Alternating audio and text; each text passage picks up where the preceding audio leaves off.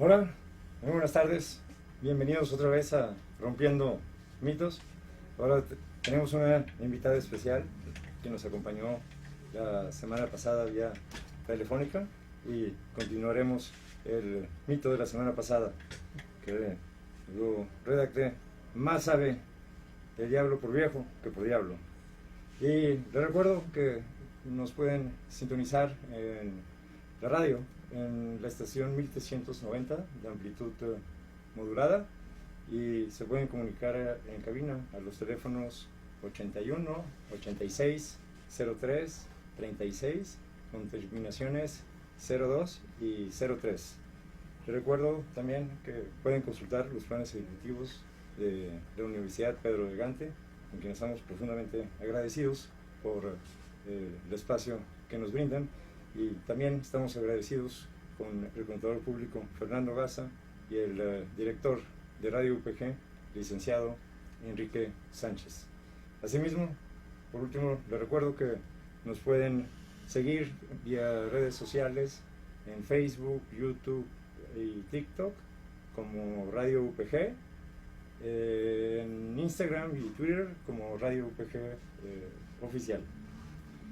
Y bueno, pues nos preguntábamos si, yo me preguntaba si ese viejo refrán tiene alguna aplicación en la vida real, si necesariamente los que llegan a la vejez también llegan acompañados con sabiduría.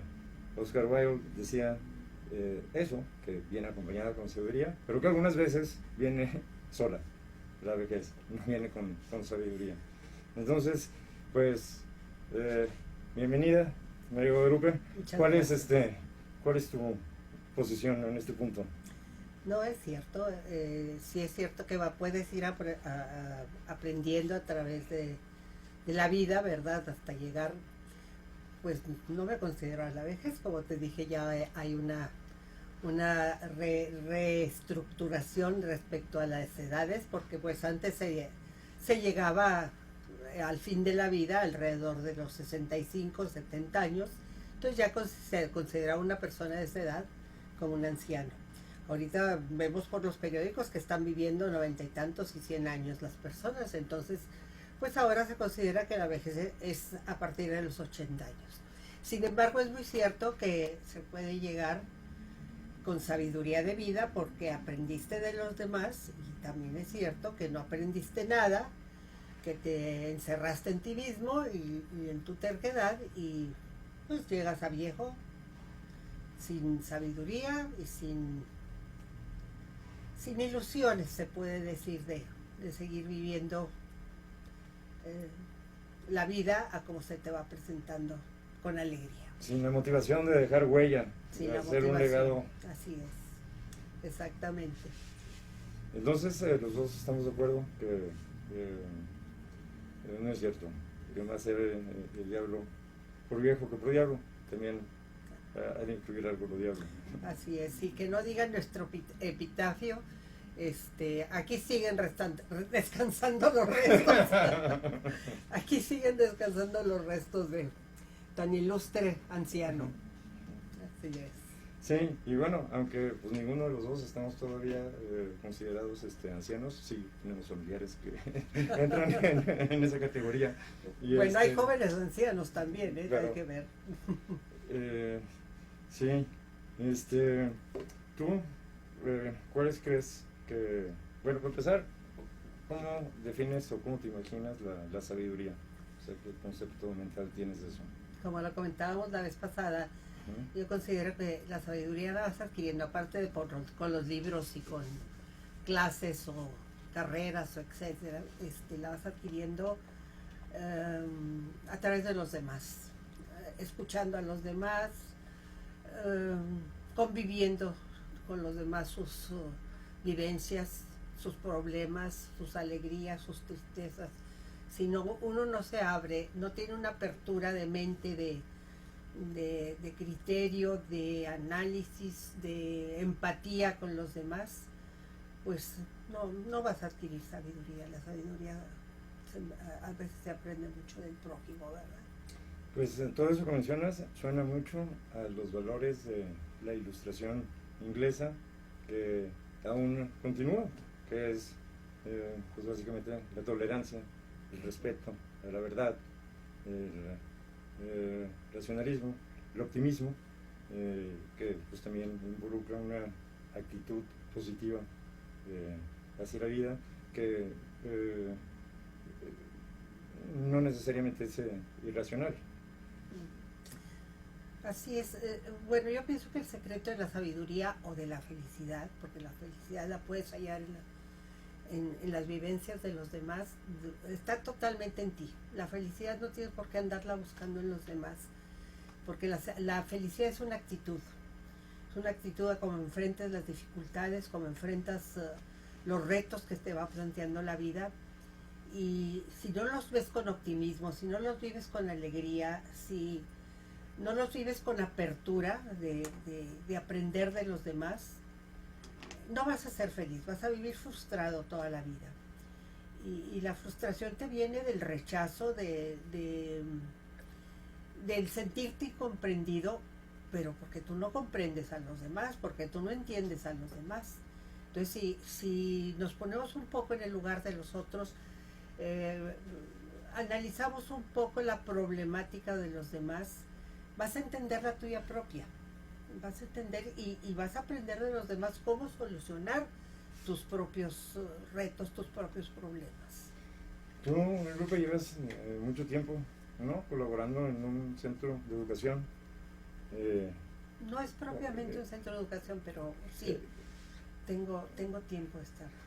¿Y ¿nos puedes platicar cuál es tu labor o responsabilidad? Bueno, como veíamos la vez pasada, yo soy católica apostólica romana. ¿Qué quiere decir católico apostólico romano? Pues católico es universal. Todo el mundo puede ser católico. Apostólico porque nuestra iglesia nació a raíz de los apóstoles, de la palabra de los apóstoles, que fueron los primeros oyentes de Cristo y pudieron hablar directamente de la palabra de Cristo. Y romana porque en la época después de la muerte de Cristo, de Jesús, se vino una persecución tremenda hacia los cristianos y tuvieron que emigrar a Roma. Bueno, emigraron a muchas partes, pero se puede decir que los apóstoles que aún vivían en esa época se fueron a Roma.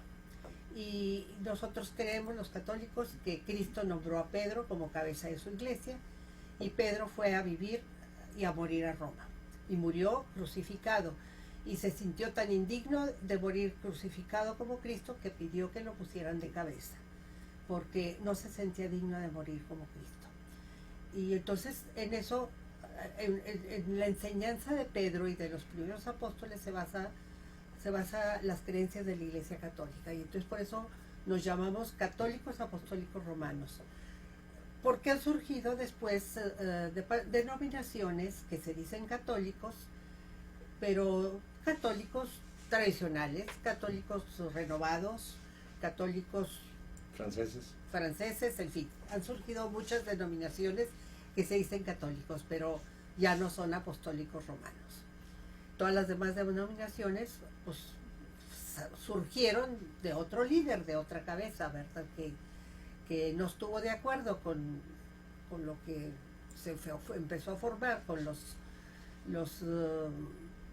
¿cómo se dice?, las tradiciones o las enseñanzas de los apóstoles y de los seguidores de los apóstoles, y entonces pues se iban disgregando y formando sus propias ramas, ¿verdad?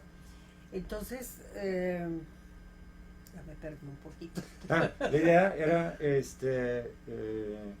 ¿cuál es tu participación? Sí, bueno. Ok, dentro de la Iglesia Católica surgió este movimiento, un programa que se llama Evangelizadores de Tiempo Completo. Y eso lo hemos aprendido y lo que hemos querido imitar de las iglesias evangélicas. Porque en la Iglesia Católica tradicionalmente la enseñanza del Evangelio la daban únicamente los sacerdotes. Y los laicos solo aprendíamos, acudíamos, escuchábamos, ¿verdad? Pero no participábamos. Y a raíz de Vaticano II, ¿cómo se llama? un concilio económico que ha sido el último que existió, se vio que el laico tenía que participar dentro de la iglesia, que tenía que hacer una labor evangélica, puesto que Cristo dijo ir todos a predicar el evangelio, ¿verdad? Y entonces la iglesia le empezó a dar una importancia al laico, a los laicos, de que participáramos en ese proceso de evangelización. Y para eso teníamos que prepararnos. Entonces, mi programa se llama Evangelizadores de Tiempo Completo y consiste en mi labor, por ejemplo, es visitar a los párrocos, principalmente de las parroquias que están en periferia, que están en áreas conflictivas, iglesias pobres que no tienen recursos, ¿verdad? Sus feligreses no tienen suficiente dinero para el sostenimiento de esas iglesias, y entonces dentro de la pastoral de esa iglesia, nosotros le llamamos pastoral a la gente que se acerca al párroco a querer colaborar con él, a hacer catequistas, a ser evangelizadores, a preparar para los sacramentos. Nosotros dentro de la Iglesia Católica tenemos 7 sacramentos, y entonces hay que preparar a los niños, a los adolescentes y hasta a los adultos a recibir los sacramentos. Y entonces esa es mi labor, ir con el párroco, presentarle el programa y que busque él dentro de su pastoral alguien que tenga esa vocación de apóstol, esa vocación de entrega a los demás.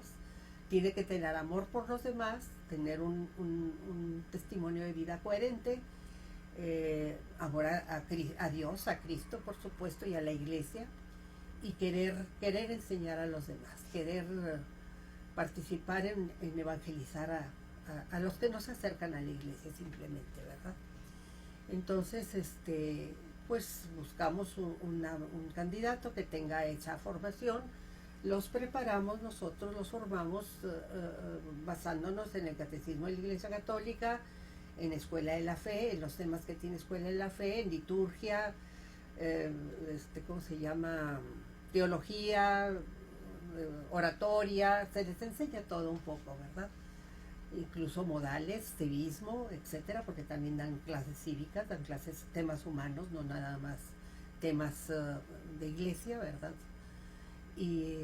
O de espiritualidad, sino nos enseñamos desde a ser buenos ciudadanos, a respetar a los demás, a cuidar la limpieza de las áreas donde viven, no aventarle la basura al vecino, ¿verdad? Que si tienes una mascota, pues no vaya a hacer sus necesidades a la casa del vecino, y si las va a hacer, pues ve a recogerlas, o sea, a saber convivir con los demás. Y para eso nosotros, te digo, los formamos y buscamos bienhechores, buscamos quien sostenga, porque una vez que están preparados por nosotros, formados por nosotros, firman un contrato de ¿cómo se llama?, de ser evangelizadores de tiempo completo, o sea, trabajadores para la iglesia. Su jefe va a ser el párroco, la cabeza de esa parroquia, y nosotros los formamos, los supervisamos y les pagamos su sueldo. Nosotros no tenemos recursos propios, entonces pues tenemos que buscar el apoyo de simpatizantes del programa, de bienhechores, de personas generosas que quieran aportar para el sostenimiento de un evangelizador. Y cada 6 meses les damos un curso de ¿cómo se llama?, de regularización, generalmente con temas actuales, lo que se está viviendo actualmente, las necesidades que tiene la iglesia, la población, etcétera. Por decirte, los últimos temas que se les dio a los evangelizadores fue un curso de ambientes seguros. ¿En qué consiste ese curso? Nosotros tomamos el diplomado y luego se los compartimos con los evangelizadores, de enseñar a los padres de familia, a los maestros, a los que tienen contacto con niños desde los 3 años hasta los 18, que se considera que son niños, se considera la edad de la niñez, a detectar problemas existenciales del niño, o sea, que de aprender a cómo detectar que un niño puede ser violentado, puede estar explotado, puede ser víctima de abuso sexual, o de abuso verbal, o de violencia, o de explotación, como les digo, ya sea para generar ingresos para la casa, ¿verdad? Vemos muchos niños pidiendo caridad en la calle, a veces acompañados de un adulto, que incluso ni siquiera es el papá o la mamá a veces, sino que esos que piden limosna van y rentan un niño para ir a pedir limosnas. Entonces, todo ese tipo de violencia, de maltrato que puede surgir en un niño, tratarlo de detectar por los padres. Porque ¿qué pasa con un niño que ha sido abusado sexualmente? Si tiene el valor y va y se lo dice a la mamá, no le creen, generalmente no le creen. Fíjate, mamá, que el tío fulano o mi hermano me hizo esto y esto y esto. No es cierto, no puede ser cierto, estás mintiendo. ¿Por qué? Pues porque tú conoces una personalidad diferente de aquella persona que abusó del niño, que aparentemente es una persona recta, intachable, simpático, agradable socialmente, pero resulta que tiene un trauma ese señor. Que y luego viene vestido de oveja. Así es. Entonces, hasta se les dan los cursos a los niños para saber qué tipo de caricias no deben de aceptar. Es muy diferente una palmadita en el hombro, un beso en la mejilla, a que te pongan la mano en la pierna o en lugares más íntimos, y que el beso ya no sea en la mejilla, sino en lugares ya inapropiados, ¿verdad? Entonces, se les enseña a los niños también a detectar todo ese tipo de posible abuso que estén cometiendo sobre ellos. A que nada que te sea a ti desagradable, o que te lastime, o que te desagrade, es bueno. Ok. Entonces, toda esta experiencia que has tenido, ¿cuántos años son?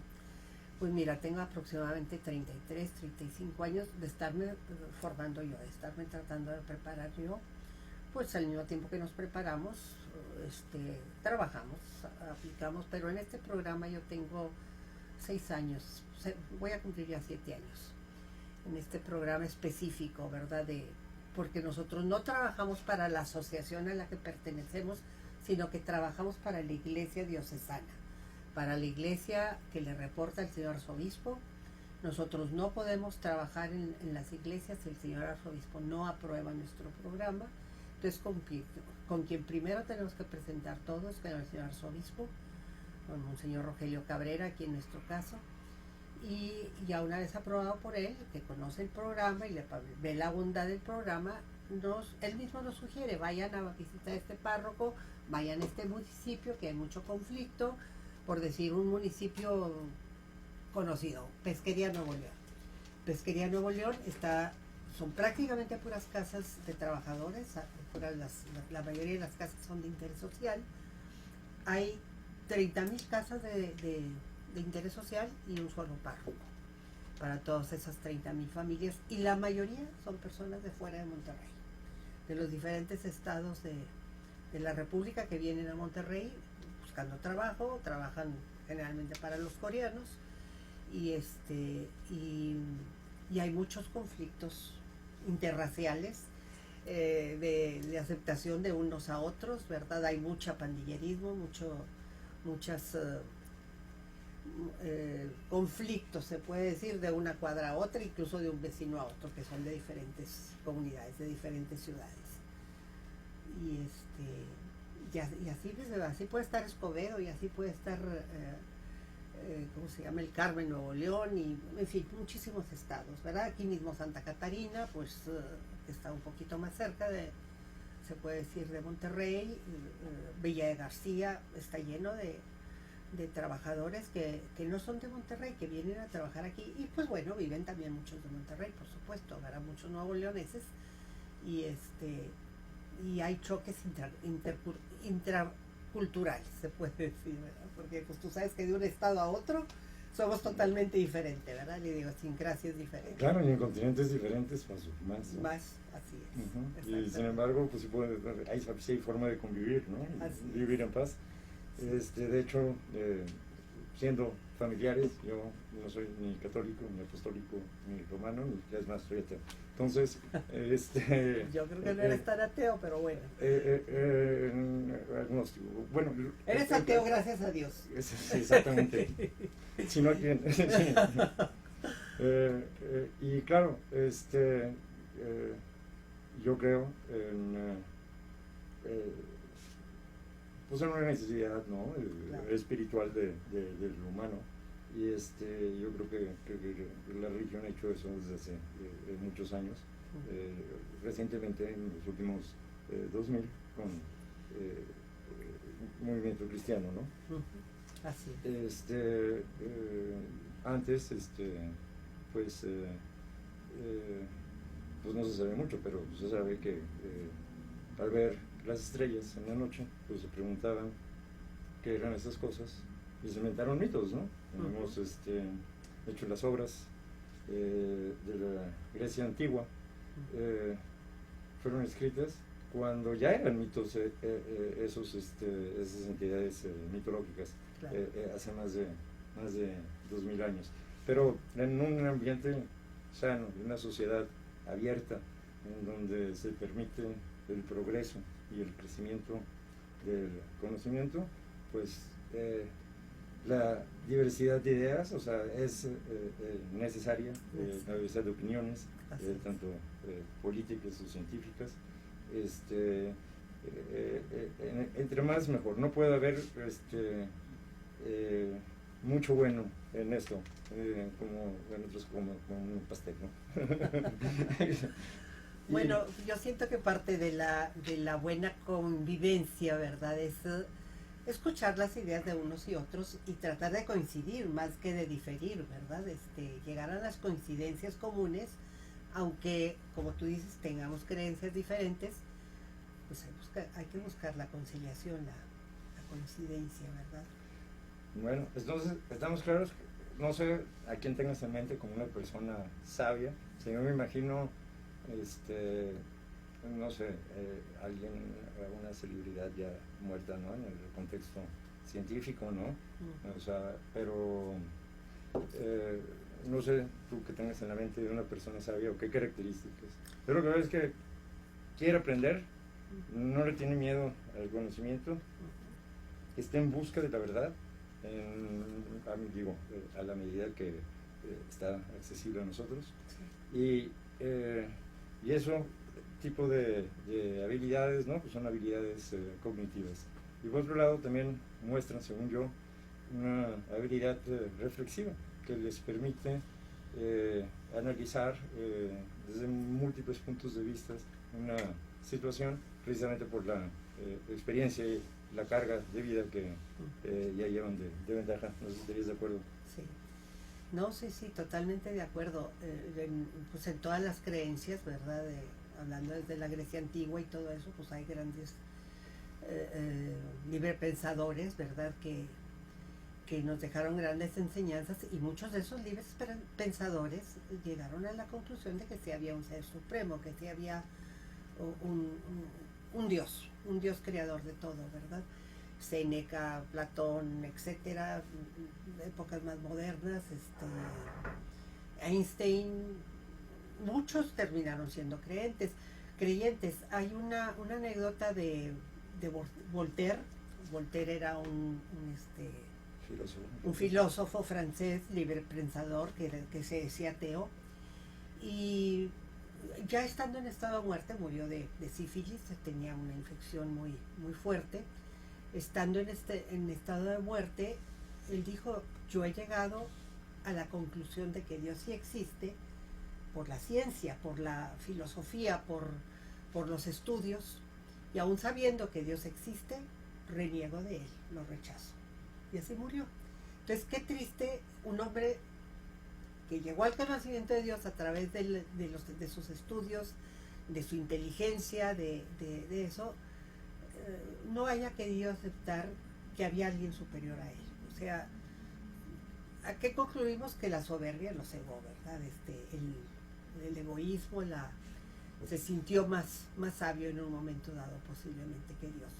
Y no, para nosotros los creyentes, no hay sabiduría mayor que la de Dios. Pero pues vámonos, ya te digo, a personajes ya más actuales, como puede haber sido ¿cómo se llama? Neruda, como pudo haber sido la Madre Teresa de Calcuta, el Papa Juan Pablo II,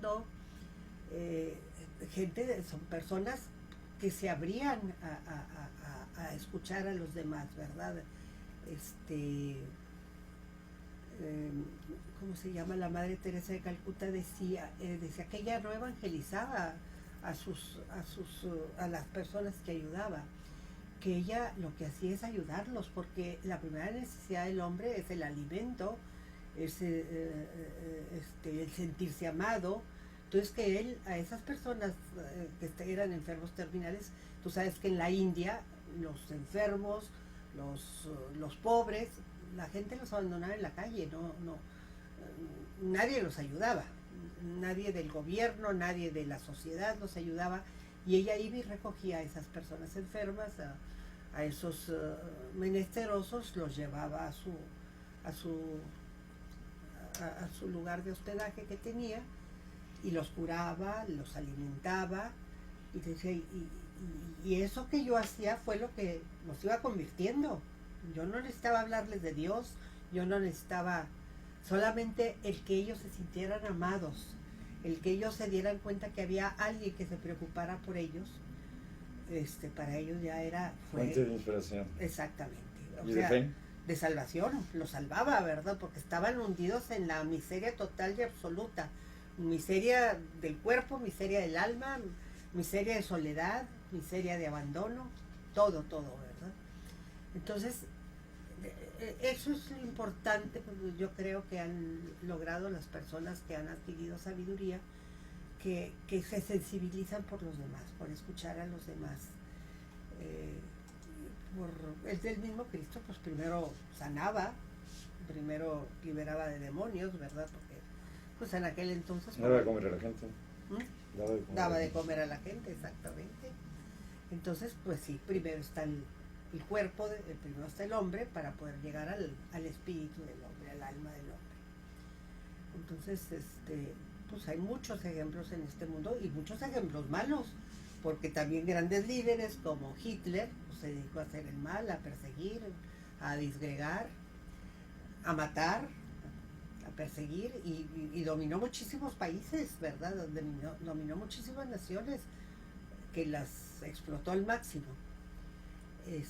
Lenin, etcétera, ¿verdad? Pues lograron la unión de el crecimiento de la Unión Soviética, la creación de la Unión Soviética, pero en base a ¿cómo se llama? A dominar países, a saquearlos, a matarlos de hambre, etcétera. Pues al cabo de 70 años se dieron cuenta que era un fracaso porque no podían sostener aquello, ¿verdad? En que nada más ellos eran los ricos los que tenían dinero y los demás se morían de hambre. Y la economía no existía y no había de dónde sacar recursos para mantener a toda esa cantidad de países y de gente. Y surgió la perestroika, ¿verdad? Que vino a dar la liberación. Pero nosotros sabemos también que el Papa Juan Pablo II tuvo mucho que ver en eso, ¿verdad? Porque logró que cayera el muro de Berlín, y posiblemente a él se le da poco mérito, entonces se lo damos nosotros los católicos, pero la historia del mundo posiblemente nunca lo va a considerar como uno de los que logró que cayera el muro de Berlín, que cayera el comunismo. Todo el mérito se lo van a dar al creador de la perestroika, ¿verdad? Así es la historia está en manos de los triunfadores. Ok, entonces, según tu visión, son poquitos los que llegan a ser sabios, la mayoría no lo logra. Pues yo creo que hay muchos sabios, pero sabios ignorantes. Sabios que ignoran el potencial de su sabiduría, ¿verdad? Muchas veces por respeto humano, por temores, por complejos, no salen a externar su sabiduría. A veces te encuentras con que una persona muy humilde, un viejito que vive solo, que ya no, los hijos lo tienen abandonado, inclusive tiene una sabiduría infinitamente mayor que el mayor letrado que tú conozcas, ¿verdad? Y solamente que a él no se le ha dado la oportunidad de poder externar su sabiduría. Los medios de comunicación no lo van a ir a entrevistar a él, van a entrevistar a Bill Gates, a Donald Trump, en fin, ¿verdad? A los que el mundo considera sabios, poderosos. Pero pues tenemos muchos ejemplos que esos líderes son más ignorantes que un niño de primaria, ¿verdad? Bueno, en Radio UPG te estamos entrevistando aquí. No te escapaste del radar. No me escapé del radar. Pero bueno, pues te agradezco que te hayas fijado en alguien que pues no sobresale nada porque no tengo, como te dije la vez pasada, ningún título universitario, ¿verdad? Están sobrevaluados. Están sobrevaluados. Excepto en la UPG. Así es, no, aquí hay mucho genio, yo creo. Aún pendientes de ser descubiertos, ¿verdad? De ser descubiertos por el mundo. Ok, entonces, sí, ¿no? Entonces es raro ver que alguien llegue a la sabiduría. La mayoría se queda en el camino. No, yo creo que todos los adultos podemos llegar a la sabiduría, pero no todos los adultos sabemos externarlo, okay. Sabemos compartirlo. Pero no todo el mundo lo quiere, ¿o sí? No. Hay gente que no lo quiere. Así y es. no lo va a buscar, ¿no? Así es, no, y tu propio carácter, tu propia forma de expresarte o de relacionarte con los demás, puedes despertar rechazo en los demás, entonces, pues no quieres ser escuchado. Y hay un dicho que lo dijo Cristo: nadie es profeta en su tierra, los que menos te van a escuchar son tu familia. Mis más grandes críticos son mis hijas, mis hermanos. El mismo Jesús no pudo hacer milagros en Nazaret, porque ahí sabían que era el hijo del carpintero, el hijo de María, eran sus parientes, eran sus vecinos, y pues, como que este muchacho que anduvo aquí correteando y brincando, ¿verdad? Y aprendiendo el oficio de carpintero, tiene la sabiduría que dicen que tiene, ¿verdad? Entonces eso, en su propia tierra no lo reconocieron, no lo aceptaron, y ahí no pudo hacer milagros, nada más pudo sanar, dice el Evangelio que nada más pudo sanar enfermos, pero no pudo hacer más milagros porque la misma gente no los propiciaba. Bueno, sin antibióticos pues es bastante, ¿no? Así es, exactamente. Y bueno, entonces los obstáculos principales para llegar a la sabiduría, o sea, no son externos, son internos de cada quien. Pues sí, yo creo que son más, tú mismo pones tus propios límites, tus propias barreras, y el hecho también de que alguna vez te rechacen, que te sientas inferior, que te sientas rechazado, que te sientas que te hieran, puede decir, que no te tomen en serio. Que no te tomen en serio, puede hacer que no te expreses. Conmigo no han podido. No porque sea muy sabia, sino porque no paro de hablar. Yo para que me escuchen tuve que poner un programa de radio. ¿Y quién sabe si me están escuchando? Tú hablas, sí te van a escuchar, tú hablas y... Lo que pasa es que déjame decirte una cosa, tú eres un doctor, usas una terminología que generalmente no está al alcance del lenguaje coloquial, del lenguaje de la gente de la calle, de la gente común y corriente, y entonces pues a veces se dificulta que te entiendan. Entonces hay que tratar de usar un lenguaje más aterrizado, más al alcance de todos, ¿verdad? Para ver si logra ser escuchado. Pues fíjate que yo cuando escucho una conferencia o leo un libro y me salen con una palabra que no conocía, pues no me sorprende, ¿no? Porque hay muchas palabras que no conozco. Claro. Pero me entra la inquietud y un malestar que tengo que saber qué significa, ¿no? Ese concepto, ¿no? O inclusive que mencionaron a un filósofo o a un autor de los 20, inclusive la otra vez mencionaron a John Lebronsky, era un productor de de series en Inglaterra, y hizo una en particular que se llama El ascenso del hombre, y se refiere que cómo lo hizo la especie humana para llegar a la revolución científica, y pues todo lo que tuvo que pasar, y las miles y miles de generaciones que tuvieron que morir para que llegáramos nosotros, porque teníamos aparentemente al menos 4 o 5 especies humanas con las que compartíamos el planeta, y todas ellas están extintas. Somos la última especie, ¿no?, que tiene pues esta capacidad diferente a los animales. Yo no me imagino a un perro adorando a nadie, ¿no? Eso es una actividad pues humana, ¿no?, completamente. No te creas, porque acuérdate que las hormigas perciben que va a llover,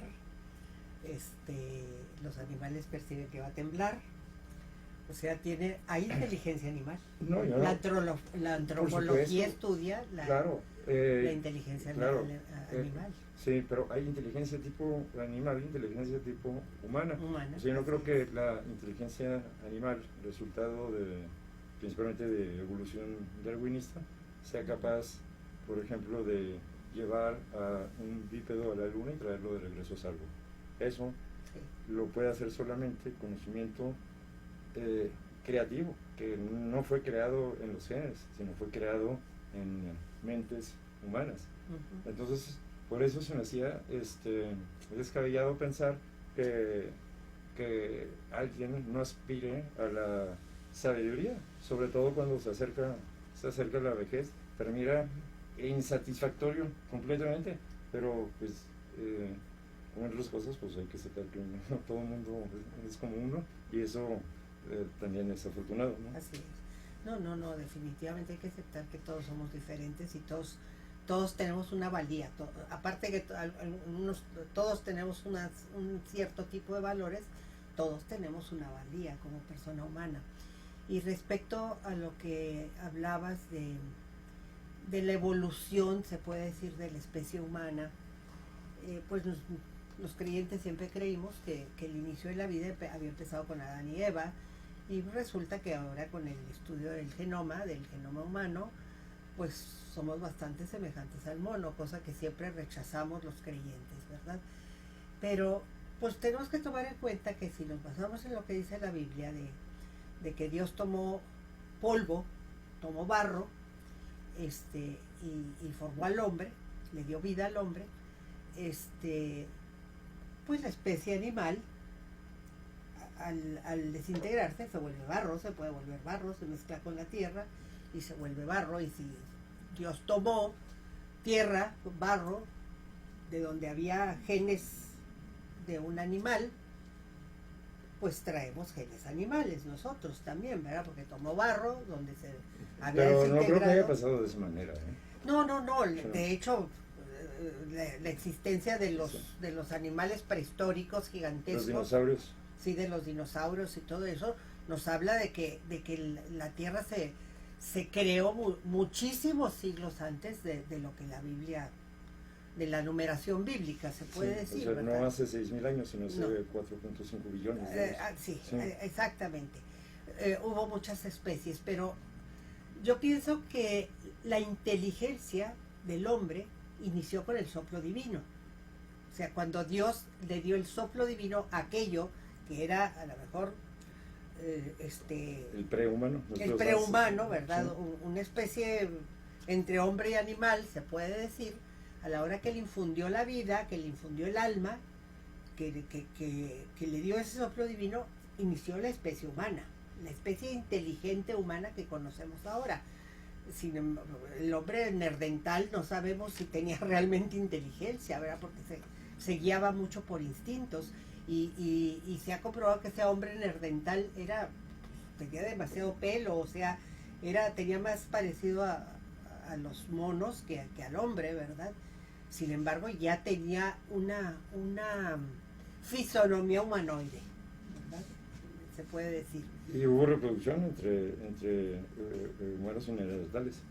Pues el 2% de los europeos tienen genes neandertales. Genes neandertales, pues sí, posiblemente porque se cree que los primeros seres humanos surgieron de África o de Asia y de ahí pasaron a Europa y luego a América, ¿verdad? Sí, pero esos ya son recientes, ¿no? O sea, pues recientes hace 2000 años, porque pues se ha encontrado. No, hace más, hace como 10.000. Sí. Estoy hablando hace 200.000 años quizás, donde había, sí, o sea, hubo muchas especies que se extinguieron porque no supieron cómo crear el conocimiento necesario para sobrevivir, como ahorita lo hacemos trivialmente nosotros todos los días sin pensar. Pero esta región de Nuevo León hace 10.000 años, hace 20.000 años, no soportaba una población de más de 10.000 personas. En este infierno, o sea, a lo mucho, o sea, unas 10 familias, ¿no? Bueno, no había recursos para todos. Déjame decirte algo. Ni tecnología. Cuando se supone que llegaron los primeros españoles de Saltillo hacia el área de Monterrey, encontraron mucha agua. Por eso decidieron fundar Monterrey, por el ojo de Santa Lucía. Realmente yo creo que el agua de esta región no las hemos acabado, la sobrepoblación que existe en Nuevo León, en Monterrey específicamente. O sea, sí había agua. Es más, mi mamá me platica que en el terreno de atrás, donde después estuvo la casa de mi abuelita, había 7 acequias. ¿Te imaginas que detrás de la casa de tus abuelos había 7 acequias? ¿Ahí en Padre Mier? Ahí en Padre Mier, exacto, Padre Mier con Martínez Zavala. Y pues esas acequias se fueron secando por el crecimiento de la mancha urbana, ¿verdad? El río Santa Catarina llevaba agua, bueno, no en la época de mis papás, ya en la época de mis papás llevaba un hilito de agua y había inundaciones tremendas cuando entraban los huracanes a morir aquí porque no existían las presas, y entonces toda la colonia Mirador y todo el sector ahí cercano al río Santa Catarina, la Independencia, la parte baja de la Independencia, todo eso se inundaba, ¿verdad? Entonces, yo creo que ha sido la mancha urbana la que se ha acabado el agua aquí de nuestra región. Y normalmente las asentamientos humanos, iniciaban donde había agua. Es ilógico pensar que se funde una ciudad donde no hay agua, porque el agua es fundamental para... Claro, lo que no podían anticipar es que iba a haber 4 millones de personas 400 años después, ¿no? Sí. O sea, no tenían forma de anticipar que... El crecimiento industrial y humano que iba a haber aquí, ¿verdad? Sí, porque no se había creado el conocimiento que fue utilizado para poder soportar a más humanos, ¿no? En la misma región. Entonces, toda la vida yo creo que desde que el ser humano ha intentado manipular su ambiente, la naturaleza, para estar más cómodos. Así es. Para no tener frío, para estar abrigados, para tener reservas de comida cuando estás muy cansado para ir a cazar. Sí. Todo ese tipo de cosas. De mitos, fue conocimiento que se tuvo que haber creado. O sea, no fue claro, y lo vemos porque los niños lo aprenden, ¿no? Porque obviamente no empiezan de cero, porque empiezan, sí tienen ADN y tienen un código funcionando, ADN, pero no tienen, pues tienen limitaciones en conocimiento, en comunicación. Su madurez cerebral, intelectual, no se ha desarrollado totalmente. Y te quiero hacer un comentario, es una creencia muy particular que yo tengo, de algo de lo que estabas hablando hace rato. Yo que soy creyente, sé que todo lo que se ha ido descubriendo, lo que se va descubriendo, existe desde el principio de los tiempos. O sea, ya todo fue creado por Dios, todo existe, pero está oculto a nuestros ojos. Y Dios va permitiendo, a medida que avanza la civilización, que el hombre vaya descubriendo esas cosas que ya existen según las necesidades de la época. Si lees el Apocalipsis de la Biblia, va a hablar de dragones que lanzan fuego por la boca y con 8 brazos y 10 brazos y todo eso. Yo lo comentaba una vez con un teólogo, pues en aquel entonces no existían los equipos de guerra que existen ahora, ¿verdad? Entonces aquellas visiones que vio San Juan posiblemente eran todas maquinarias de guerra que existen ahora, y para él eran dragones porque pues eran lanzagranadas, eran ¿cómo se llama? Máquinas demasiado avanzadas, demasiado sofisticadas, y él los interpretó como dragones. Pero tal vez eran todo el equipo de guerra que existe ahora. Entonces yo eso es lo que pienso, que ya Dios creó todo, Dios es la sabiduría total, ya todo está creado, ya todo existe, solamente que va permitiendo que en determinadas épocas lo vaya encontrando el hombre no lo... Estuvo ausente un poco, unos 100,000 años.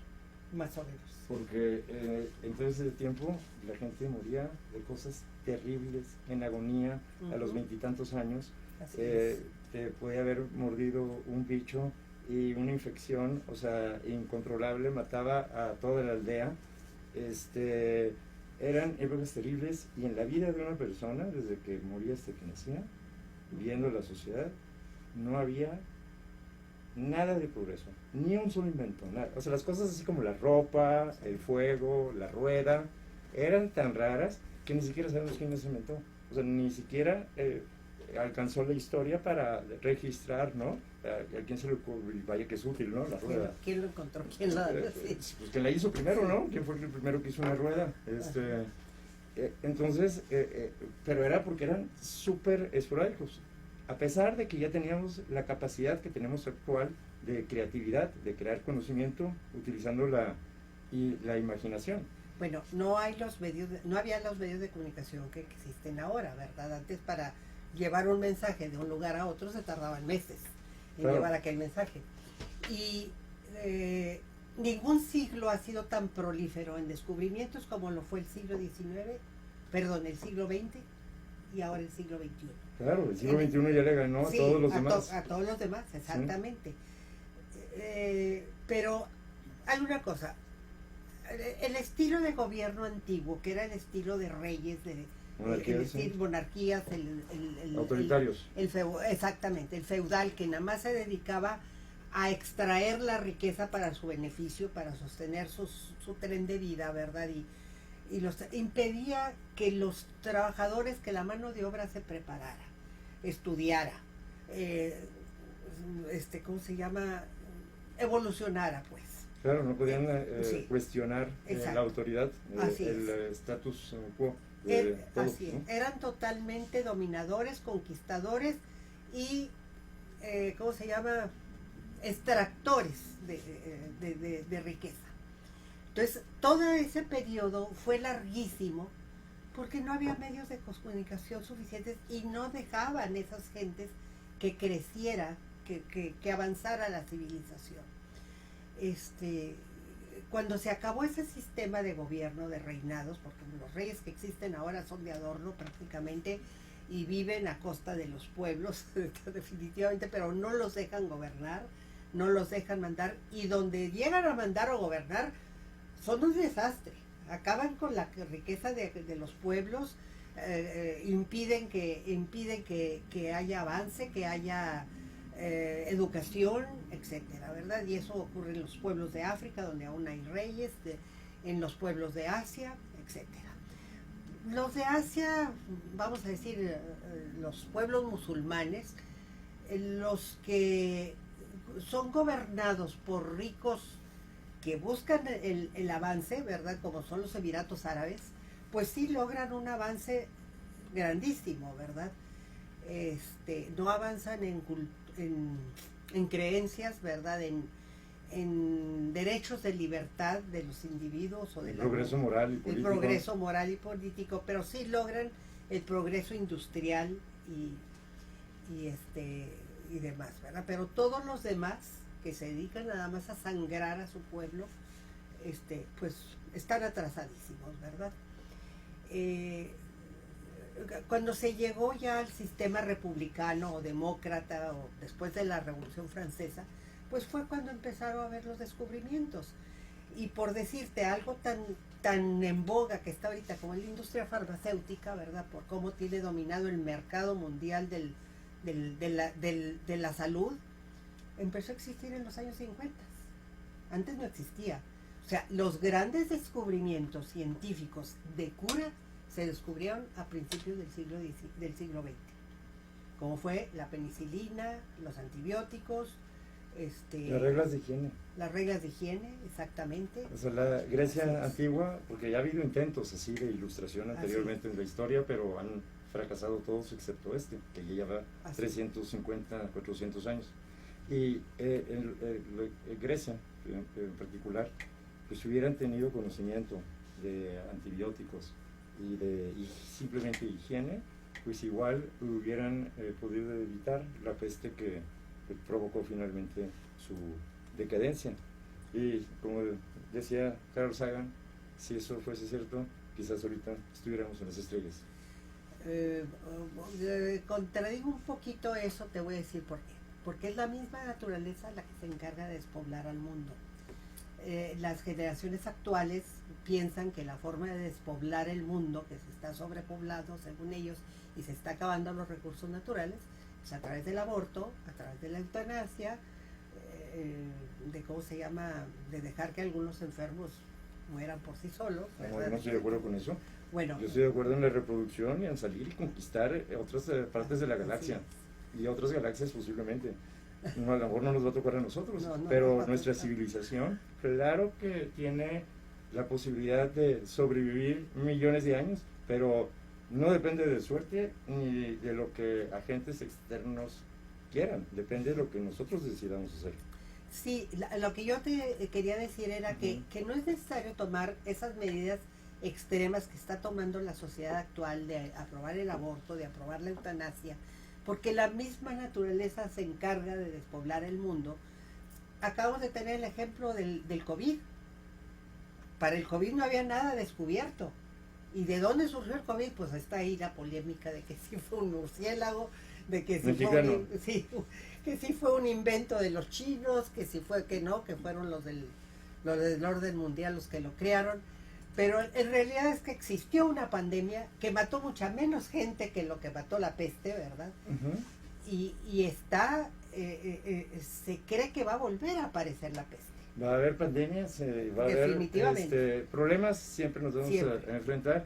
Y no sabemos cuál van a ser la naturaleza de esos problemas, ni siquiera sabemos si tenemos el conocimiento necesario para poderlos resolver. Entonces, la única manera de estar preparados para algo imprevisto, de consecuencias, por ejemplo, de conocimiento que no se ha creado, o sea, consecuencias tanto negativas o positivas, es pues tratar de aprender lo más rápido posible en todas las áreas fundamentales del conocimiento, porque cualquiera de ellas, en cualquier instante, se puede volver esencial para la sobrevivencia humana.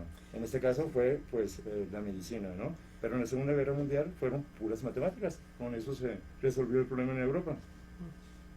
Bueno, eso sabes tú, sí, bastante más que yo. Ciencias exactas no es mi fuerte. Pero a lo que yo te iba diciendo, que la naturaleza misma tiene con huracanes, con ¿cómo se llama? Con guerras, porque esas también son parte nosotros también somos parte de la naturaleza, ¿no?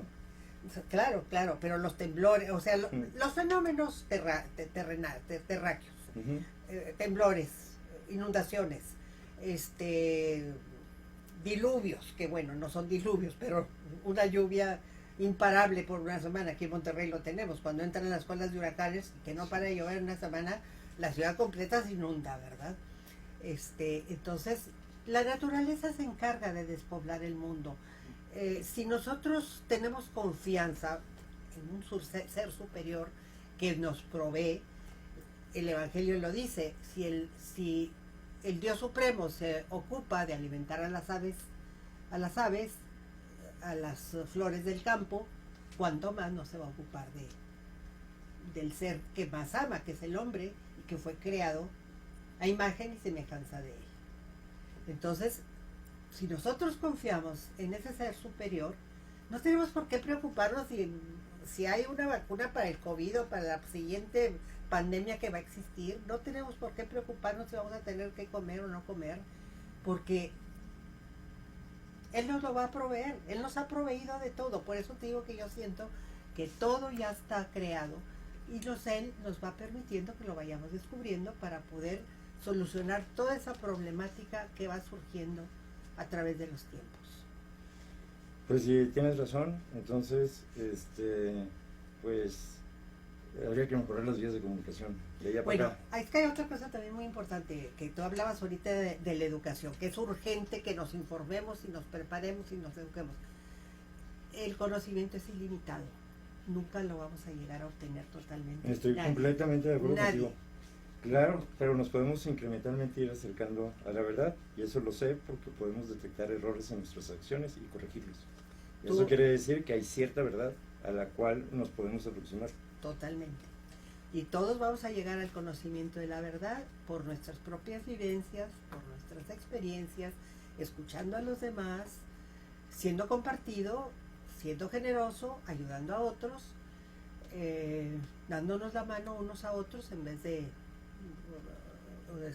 darnos una zancadilla o un tropezón, ¿verdad? Vamos a ir adquiriendo conocimiento, pero el conocimiento absoluto no lo vamos a obtener jamás, jamás. Lo que sí podemos tener ya es no tenerle miedo a lo ajeno, a lo diferente. Así o sea, no es porque no lo conocemos, no nos hemos enterado en toda la vida, pues ahí llevan los chinos sus miles de años, sí existen. Se acabó prácticamente el tiempo del programa, entonces pues nos despedimos. Muchas gracias por su atención y los esperamos el próximo miércoles a la misma hora. Les recuerdo que nos pueden contactar a través de las redes sociales, Facebook, YouTube y TikTok como Radio UPG, Instagram y Twitter como Radio UPG Oficial. Y por último, pues otra vez gracias al contador público Fernando Garza y al director de Radio UPG, licenciado Enrique Sánchez. Hasta la próxima. Muchas gracias.